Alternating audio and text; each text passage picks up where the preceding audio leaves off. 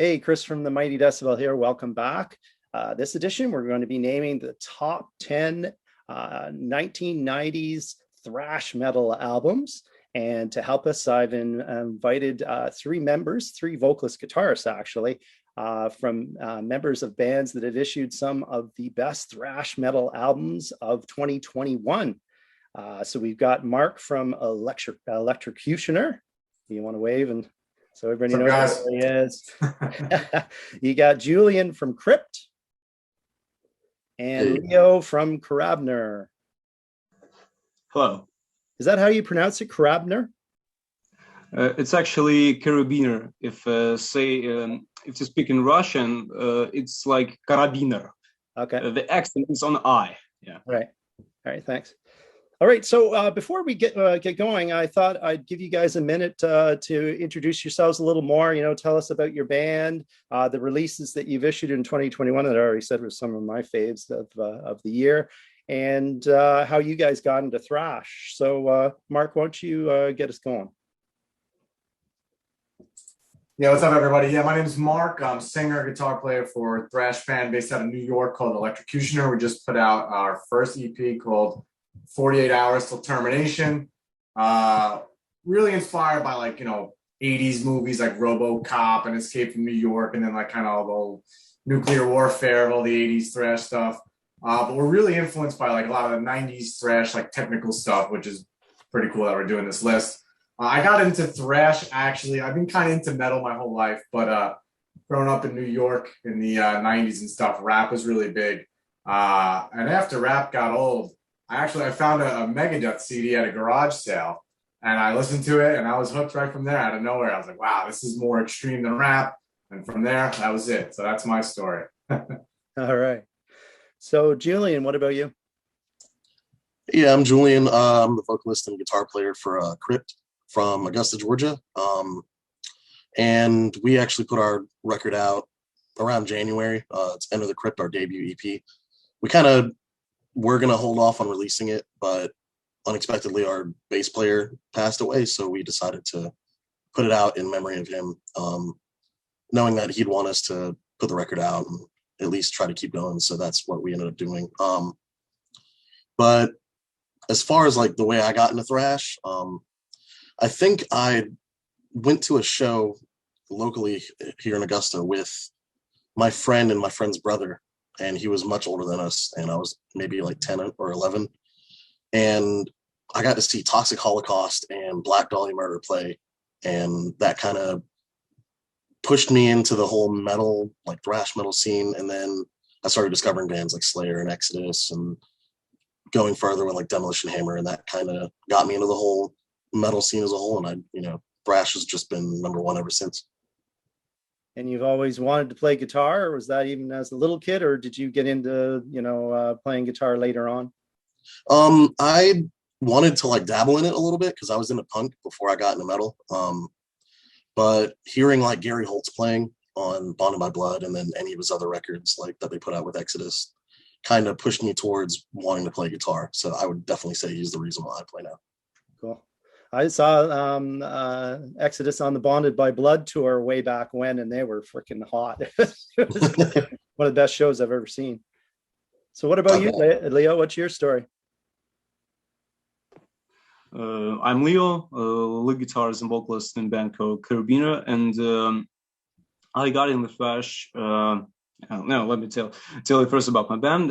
We play different forms of thrash. We actually have some more hardcore influenced material, but now we're writing more thrash death influenced songs, more like Sodom, Creator, Demolition Hammer, or even with some touch of technical thrash metal, Viva, Coroner, Mekong Delta, Watchtower, and other bands. I got into thrash actually when I was a little kid. Just heard Metallica, Slayer, basically the big four, and started getting a little bit more into that. And actually 2 years before this moment, I met the drummer of my band. And actually after that, that was kind of a renaissance for me. And I started to get in more into underground bands, especially in the Eastern Bloc bands, as you, Chris, could see from so much bands from USSR and Russia in my top list, and that's why I'm here. Yes. Excellent. All right. So why don't we get into it? I'll set the scene. So first is that how we attack this. I'll reiterate. So this is the top 10 thrash metal albums of the 90s, excluding the big four. I just thought, let's get them out of the way. let's go a little bit more underground that they deserve some attention, right?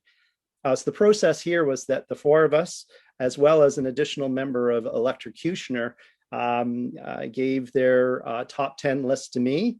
I then, did compilation. First place votes got 10 points. Second place votes got 9 points, and so on.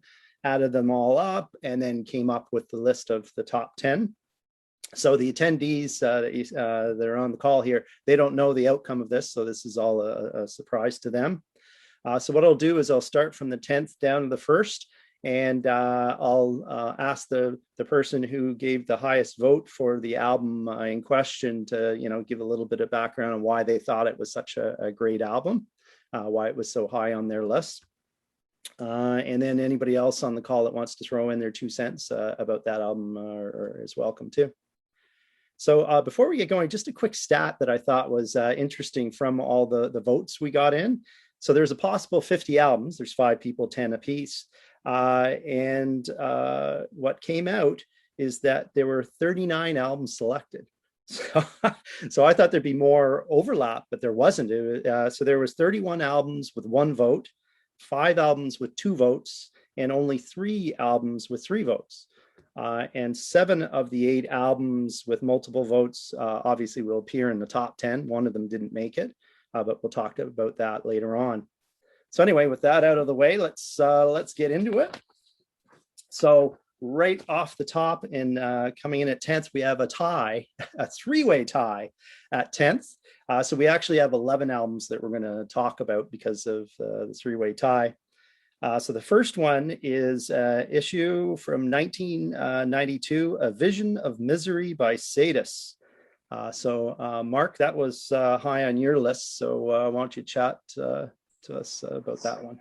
Yeah, that's really interesting. I figure we might be all over the board because this 90s thrash isn't really talked about too much. And especially after you get past 1993, it's either like some just obscure stuff that's mind-blowing or just some garbage. But so it is a controversial pick too, because it's kind of that death thrash and it borders.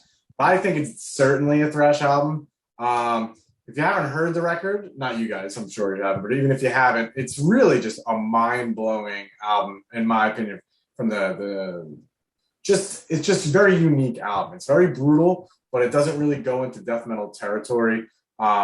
It's very technical. I think it's really just a chaotic album. I could see it definitely being controversial because maybe it's not thrash, but a lot of the 90s stuff really isn't pure thrash anymore. There's so many bands just pushing it in certain directions. So I love that album. If you haven't checked it out at home, check it out. I think it's great. Anybody else want to add 2 cents about that one? No? Okay, so let's move on to the next one is from 1992. It's Demolition Hammer's Epidemic of Violence. So Julian, you had that high on your list. Yeah, so that record kind of has a bit of like that kind of death thrash feel to it.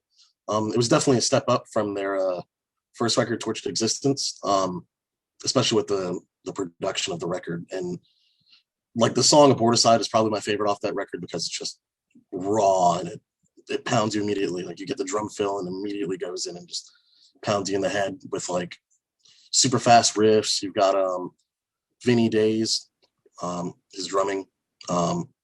It's just, I would say it's probably one of my favorite records just because of the sheer ferocity of the record. Cool.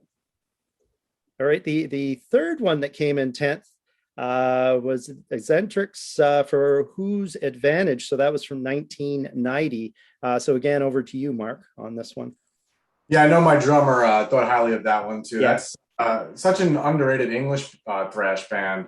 It's, in my opinion, it's probably their best album. After that, it kind of I think they put out maybe two more in the '90s, and the one that's later, maybe like '96 or '97. It's just they kind of did like the not so much of the groove thing, but it just kind of doesn't sound like that anymore. But for those who for whose advantage by Zentrix is an awesome album. It's very I'm not gonna say mainstream, but it's not as extreme as these other selections where it's like, you know, very techy or proggy or bordering on death. You know, it's a straight thrash album, a lot of grooves in there, fast paced, lyrics are great, very melodic in the sense where like the songs are memorable. So I would say it's kind of closest to like a big four release in that sense. So if you're looking for something like a straightforward thrash album, I think it's a great album to check out. All right. Now, Chris, you did a list too, right? I'm just curious. Yeah, I did. Yeah. Yeah, just making sure. Yeah. Mine come in a little later. Oh, because there's some overlap with other people. Yeah. I just was making sure. Yeah.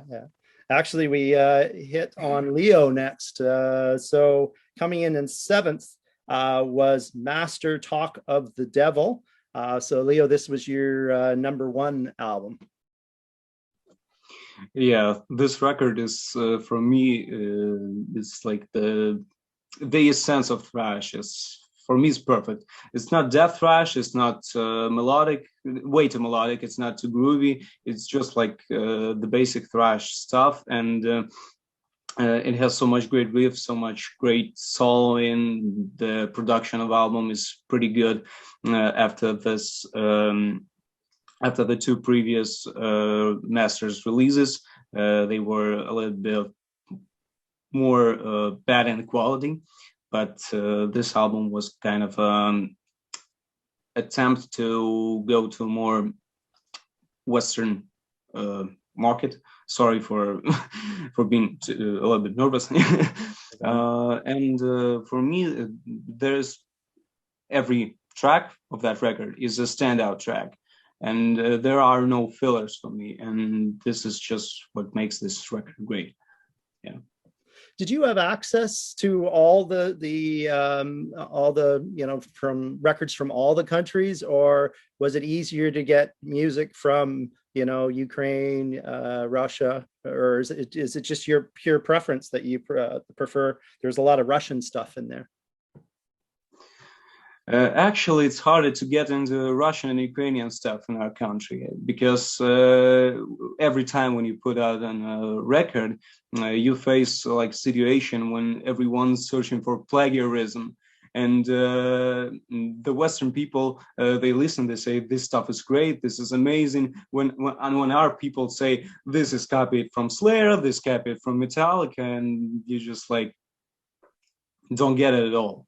And this is not a very popular thing to listen to our metal in our country because it's not very fashionable. Interesting. Because we have something similar in Canada with the US, not necessarily in thrash, but music in general, that we always tend to put down Canadian material as being substandard to the US. For whatever reason, yet we have great bands coming from here, so it's interesting.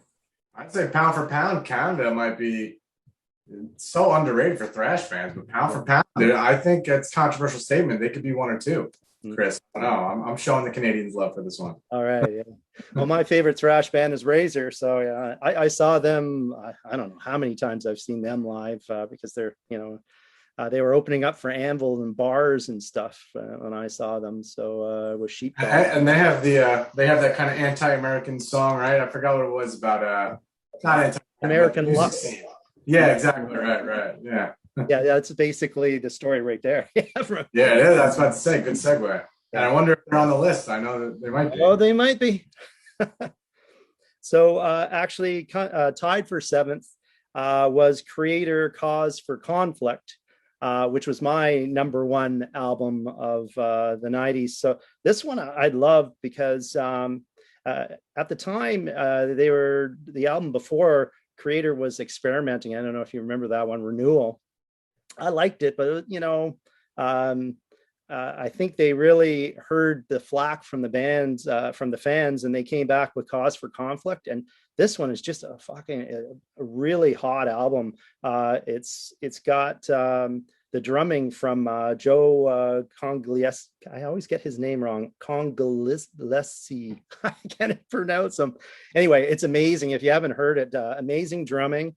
The velocities, they're all almost playing into hardcore punk category and some of this stuff too. So if you haven't heard this album, yeah, I just really love it. There's fave tracks there would be Catholic Despot, Progressive Proletarians, and then the hardcore punkers, Bomb Threat and Dogmatic. Just amazing album. I really love it.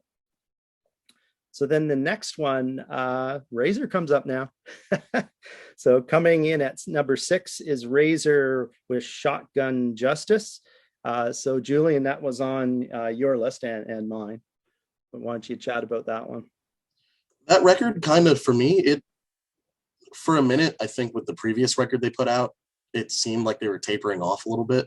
And I had always been into Razer, and whenever I listen to new records, I try to take my time. Like when I find new bands, I take my time to listen to one record and then move on to the next after like maybe a month of just constant listening to it to kind of see what I feel about it. And with the previous record, they seem to be tapering off with a lot of the sound that they had, but then they just came back with Shotgun Justice. And then like ever since then, like Razor's not put out a bad record to me, but this record, especially Electric Torture off that record, is a pretty damn good representation of what thrash metal should be.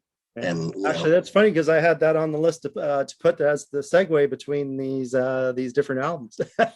Good choice. Yeah, I loved the Violent Restitution album. That was the last one was Sheepdog.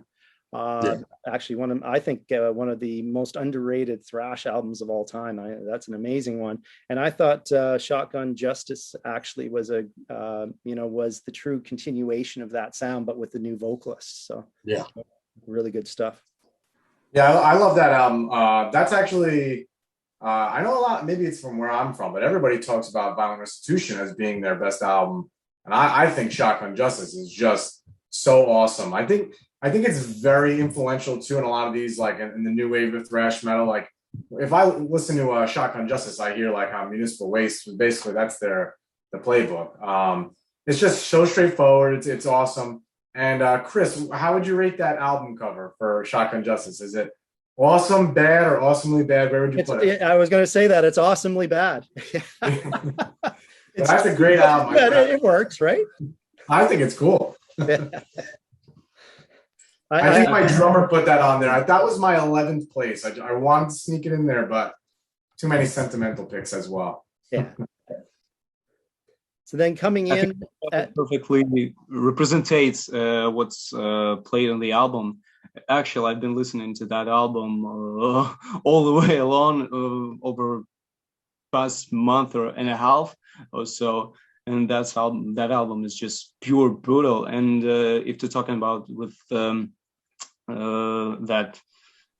comparing to the Violent Restitution, to me, these two albums come in pair. And I can't actually take one from each other apart because they're like a pair of socks, or I don't know how to find a better comparison. Yeah. Well, Razer is coming out supposedly with a new album, right? So let's cross our fingers that it actually comes out soon. He's been threatening for a while. Yeah. All right, so let's move on then to our number 4 record, because we've got another tie at 4. The first of those being another Canadian one from 1990s, From This Day Forward, Oblivion. So Mark, you would rank that one high? Yeah, I know my drummer ranked that one high too. Once again, we have 2 Canadians in a row. Oblivion is I don't know, Chris, maybe you know. I think they have 3 albums. Am I correct on that? Or I think it's 3, yeah. Yeah, I know the next album, Nemesis, was pretty good, but it's kind of like it very much sounds like a late 90s thrash with a down tune it a little bit. But if you haven't heard From This Day Forward, it's just such a unique album. A lot of like time changes. It's definitely in the technical stuff. Maybe it's just because the album cover with the kind of the outer space kind of vibe. I don't know if they're like kind of tipping into Voivod, but it's very similar to that. But I think it's a great album. It's fun. I would check out the title track. from this day forward. It's just a unique album. I think a lot of this stuff from the 90s that I think is the best is a lot of these obscure releases that are just super unique with, time changes and kind of trying to push things forward. Unfortunately, I think it pushed things less mainstream, which is probably why it died off in the 90s. But, great stuff. Yeah. Well, that's the problem, right? Is if you thrash is already a pretty small subsection. If you start, throwing in curveballs in there too, you're going to lose some of even the thrash fans in there. But so be it. Okay, the other one that ended up tying for fourth was Anacrusis Reason. So that's back to you again, Mark. Yeah, sorry guys, Electrocutioner, my band. We just listened to the same stuff, so it's very we're kind of overrepresented in here. Anacrusis, very progressive thrash band. So once again, probably kind of a controversial pick because they do get labeled more as a progressive band. I think they're extremely underrated. Once again, very unique stuff with the guitar tone at the time. The vocals are very interesting. At times it sounds, just like brutal stuff. And then he kind of comes in with this like sweet, like kind of like a hypnotic melody interlaced in there. When I hear that band nowadays, I kind of hear like at the gates, that guitar tone is to me kind of a direct lineage, like Anacrusis. I would recommend the song Misshapen Intent off of that album, if you haven't heard them before. I think their earlier album, Manic Impressions, is kind of like labeled their masterpiece, but I think Reason is better. If you haven't checked it out and you're into progressive stuff, I think it's probably the tops. So all right. So sorry about that. We were rudely interrupted there. I was just asking a question of Julian and Leo, whether they're into technical thrash or all types of thrash, or what were their preferences? So I do like a lot of technical thrash. Like I would say one of the more prevalent bands to me as far as technical stuff would be Forbidden. They've got a lot of like that technical aspects, especially with Twisted in the Form. That record definitely comes up a lot for me. And also a band called Invocator is actually really good as far as like technical stuff. So I definitely do like a bit of the technical aspect of like, it's not just straight tremolo picking, stuff like that. Although I do like the veracity of it, but definitely I would, if there's any more like technical thrash bands out there, I'd check them out. Cool. What about you, Leo? I do enjoy technical thrash as well, progressive thrash, technical thrash. It actually is kind of interesting after listening the monotonous wall of sound to hear some interesting stuff that can actually fuck up your mind, and you're trying to just understand what is going on music-wise. That's really interesting, and that brings some fresh ideas or actually improves your musical thinking. As I mentioned earlier, I love Corner, Mekong Delta, Voivod. If to talk about the Eastern scene, there is a Ukrainian band called Edem or Edem. This is a little bit a mispronouncement because actually a band is called Edem, but their title is A-Dem, so that kind of causes a little bit of misunderstanding.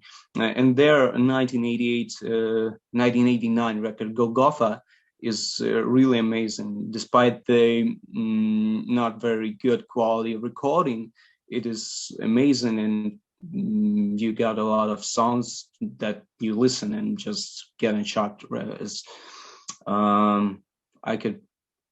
I think I could mention the song "It's Hard to Be a God." Yes. So is it also a technical thing, like a musician thing? Because you guys, you listen to the technical stuff and it forces you to get better with your instruments. Is that part of the draw for you guys as well, or is it purely just the listening thing, like a ear candy?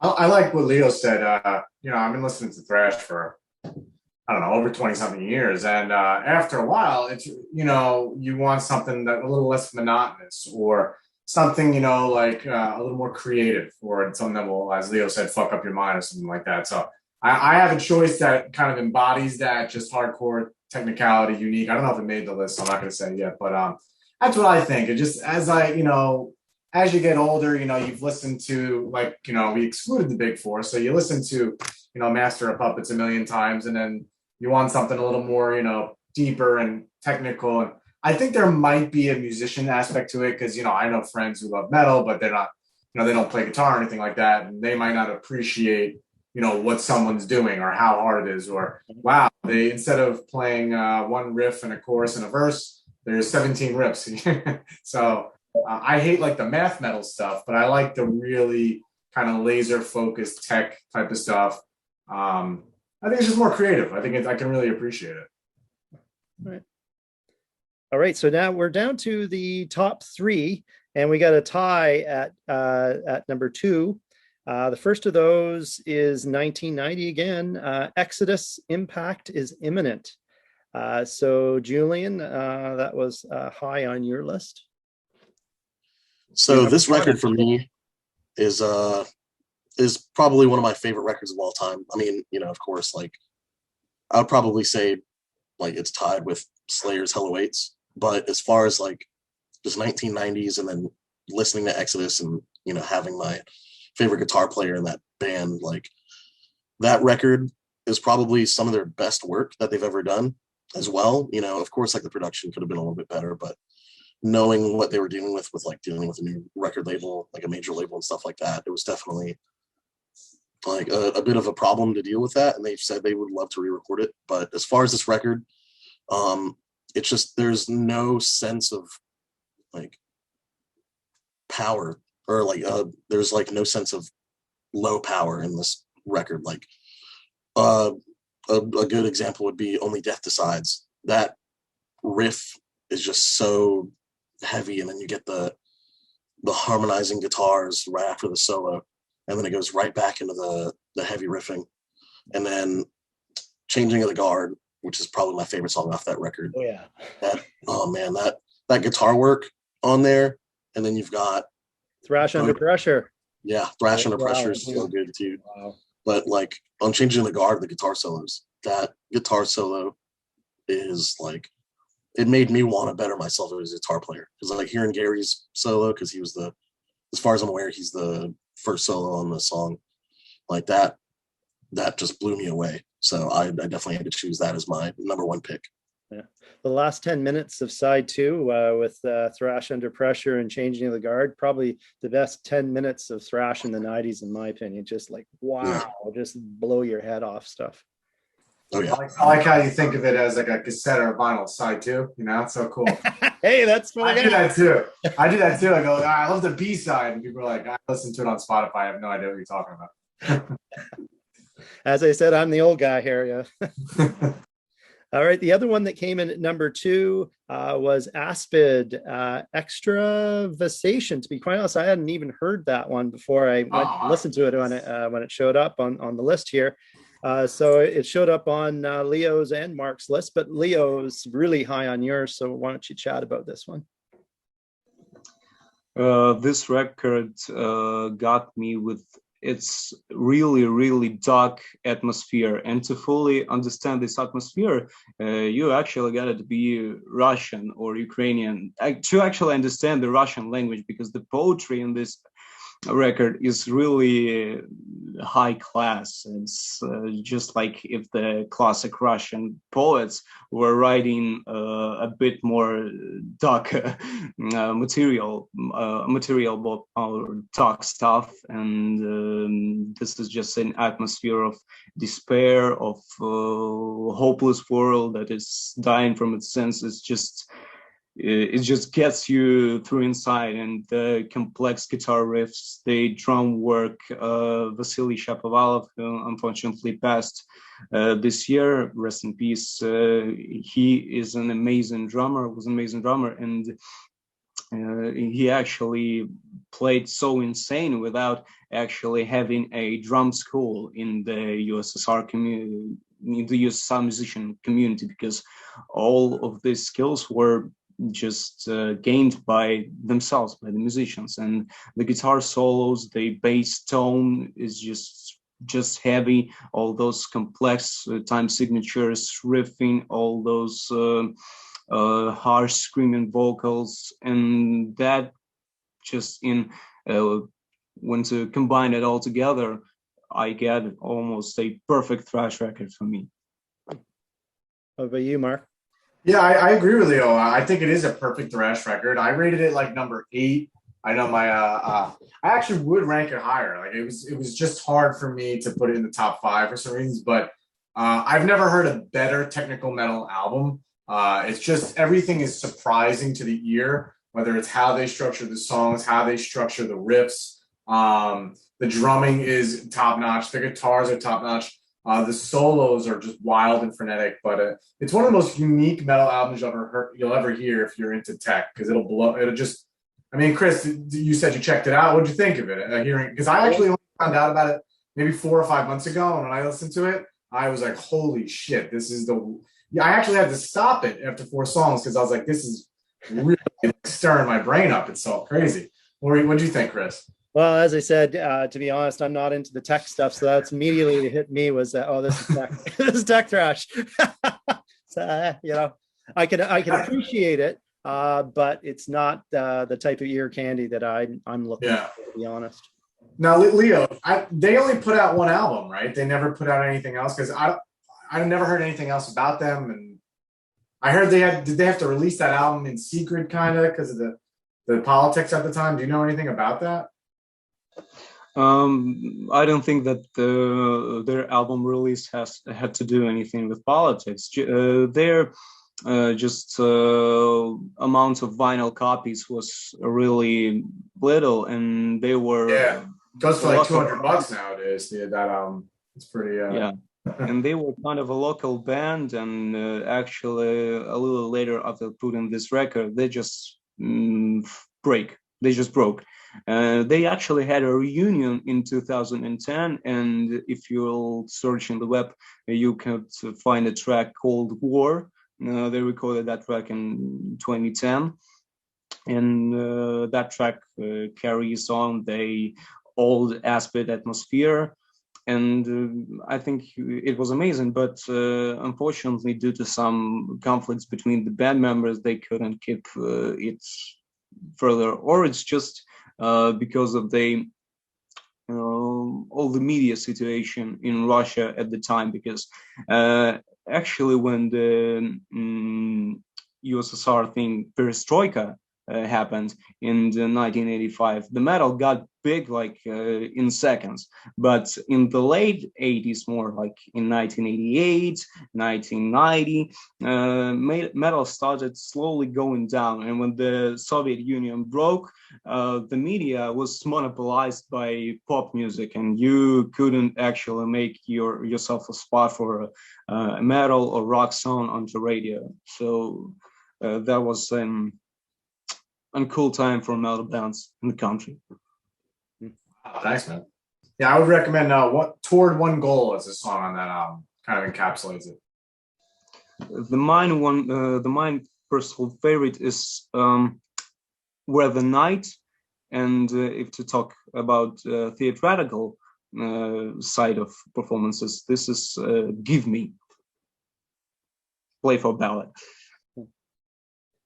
All right, so now we're down to the number 1 album from our selection from the 5 folks who sent in their votes, and I guess it's not a surprise. It's Sepultura's Arise. So, Mark, you had that as your number 1 album. So, why don't you chat about this one? So that means I was right? I guess so. The rest of us weren't right.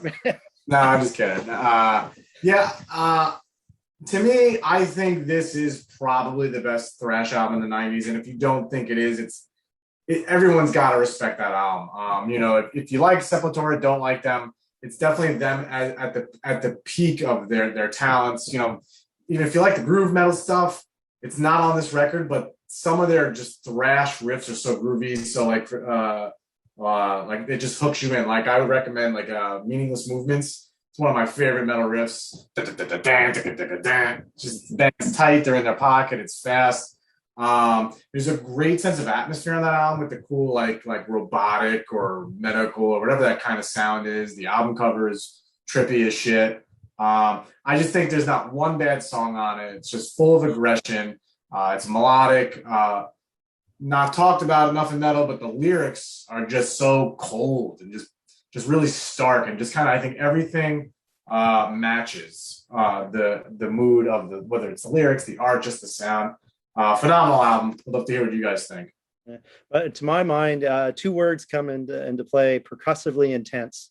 The percussion on that, holy shit! That's to me, that's the standout there. Nobody else sounds like them. That album and Beneath the Remains, those two, just amazing, punishing stuff to listen to, and that's the stuff I want. Beat me in the head. What about you guys? Yeah, this record was actually my number 3.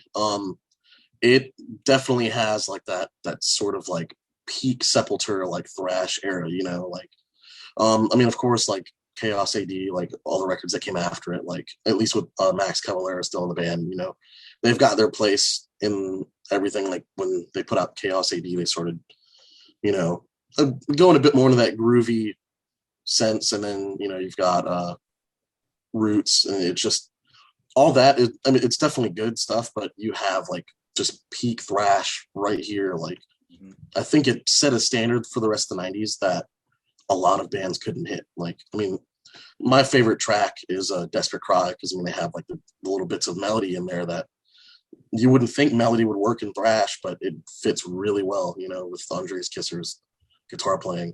I mean, you've also got Dead Embryonic Cells. Altered State's a really good song too. And another favorite of mine is Subtraction. It's just the riffing on the whole record is not bad at all. And then they do a great cover of a Motorhead song. So you can't go wrong with it, Yeah, I should mention that it was the runaway winner as well. It had like 27 points, and second place was 17. So yeah, it was. So the only one that wasn't on their list was Leo. So what's the matter with you, Leo? Yeah, what's the matter with you? Yeah. So what is your take on that album? I actually prefer Beneath the Remains a little bit more, but Arise is pretty good, straightforward thrash album. I just put it in my tape player, and I just enjoy it from side A to side B. And this is just a solid thrash record, and you just bang your head, just sit back and enjoy. Yeah. Well, I don't have much to say anymore. Enough said. All right, guys. So we went through the top 10, but before we head out, I wanted to give you some more stats I thought were interesting. From the year of issue perspective, Mark, I think you mentioned it earlier about early thrash. So 38 of the 39 albums that were selected were issued before or on or before 1995. There was only one album post 95, and that was 1999's Witchery, Dead, Hot, and Ready. Everything else, it was all 95 and earlier. And the big year was 1990 at 33%, and 92 had 21%, and that was pretty evenly split the other 3 years. And then the country of origin, 67% of the albums came from US, Germany, and Russia. The big one, of course, being US had 36%, then Russia had 18%, and Germany had 13%. And then there was 8 other countries that made up the mix. They had 1 or 2 apiece. And the lone album that had multiple votes but didn't make the top 10 was Dark Angel, Time Does Not Heal. They had low numbers and just didn't, when added together, didn't make it. And on the vote splitting side, I have to mention Sodom, that they had a little bit of vote splitting going on because there's votes for Tapping the Vein as well as Better Off Dead. And if you had merged them together, one of those albums would have made it. And additional, the only other band that had 2 albums on the list was Creator. So the Cause for Conflict made the list, but there was also another vote for Coma of Souls. So interesting stuff there. Yeah. So thanks for joining us, guys. Was there anything else? Why don't you go around the horn again and say what your plans are for your bands over the next few months touring and recording. So again, we'll start with you, Mark. Sure. Once again, band is Electrocutioner. Check us out on Bandcamp. We got a bunch of shows lined up. We're playing Brooklyn in a few weeks, and then we're in Long Island, Staten Island, the whole New York area. With COVID, hopefully we can get it. We'll play anywhere. So if you check us out and you like it, you tell us, we'll be there. We have vinyls and cassettes coming out soon. Just keep playing metal, and hopefully we don't get locked down again, so we can just keep playing. So that's our plan. Amen to that. So Julian? As far as Krypt, we're working on new music. We're actually planning on recording another EP to get out there. We've got a couple shows that are being booked right now, and more in the process of being booked. Like we're playing next week, and we're playing this week actually on Friday. And we're in the process of also getting vinyl and cassettes done. So that should be in the next few months. We'll have everything ready to put that out for the original EP that we put. We actually had an idea, but we ended up finding out how ridiculously expensive it was. But Jesse's family gave us his ashes, like some of his ashes. So we had the idea of like doing like a small amount of pressings, like with his ashes pressed in it, but they want to charge like $4,500 per record. Wow. So we wanted to do that and like give it to his family and then keep one for ourselves and stuff like that. But it's just way too expensive. But hopefully with like COVID dying, us and then everybody else can start branching out again and getting out there, because there's so many bands that we're going to do so well, and then COVID just kind of took a shit on everyone, so hopefully like Electrocutioner and Karabiner work out as well, like with not having to deal with COVID anymore. And thank you guys. Yeah, thank you. And Leo? Our plans, actually, we are making some new music right now for our full-length record. We're not recording, but just composing at this point. We have some shows to play. Actually, this Sunday we will play one show and a couple more shows. We are working right now in process for making a little tirage of cassettes for our EP. And actually, our plan is to get just known and promoted, so everyone as possible could know us, our music, listen and communicate with us, because that's a great thing. That's what metal is about. And I wish the guys from Electrocutioner and Krypt and you, Chris, the great luck and just an amazing day and success at all. Yeah. Awesome. And as I said earlier, everybody out there watching and listening, check out the 3 albums from these guys. As I said, some of the best thrash metal of 2021. And I thank you guys for joining me. It was a lot of fun. And hopefully on our next thrash metal episode, I can have you guys back on if you're interested. So yeah, thanks again. Awesome. Yeah, thank you. And all you listeners out there and viewers, check out our website, www.themightydecibel.com, for all our future album reviews. And, Mondays we have our new release Mondays. Tuesdays we have our in 40 minutes, and Wednesdays reviews, Thursdays our top 10s and such. So please join us. Have a great one, eh? Bye. Have a good one. Bye. Hey, thanks guys, eh? Yeah. Went all right. Man.